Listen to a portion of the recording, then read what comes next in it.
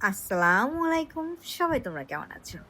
আমি সবসময় ভিডিওতে একটা কথা বলি, যতটুকু পারি বা কিছু ভিডিওতে বলেছি অলরেডি যে আমি নিজেকে প্রচণ্ড ভালোবাসি।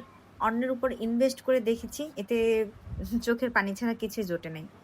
আমার যখন যেটা ভালো লাগে আমি ঠিক সেটাই করি। আমার হঠাৎ করে মনে হয়েছে আমার চুলে কালার করা দরকার। যেই ভাবা সেই কাজ। একদম ৪ টার সময় বাসা থেকে বেরিয়ে গেছি আমার সেই পরিচিত পার্লারে।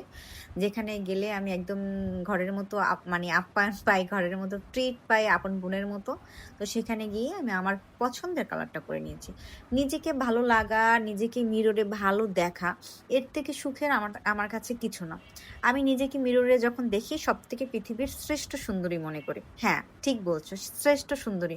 অন্যের কমপ্লিমেন্ট কে কি দিল সেটা আমার জন্য একদমই ম্যাটার করে না। আমি আমাকে মিররে কিরকম দেখছি এটা আমার জন্য সবথেকে বেশি ইম্পোর্টেন্ট। হ্যাঁ, সত্যি কথা।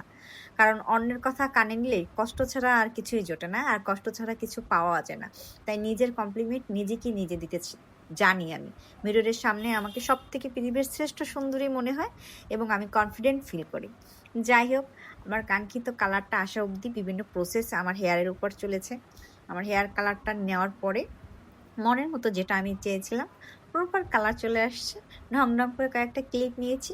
ক্লিপ নেওয়ার পর ও মা! ঘড়িতে একদম কাঁটায় ৭টা বেজে গেছে। মামি আসছিল পরে আমি ফোন করার পরে। সে আসার পর আমাকে একটা কমপ্লিমেন্ট দিল, ভালো লাগছে।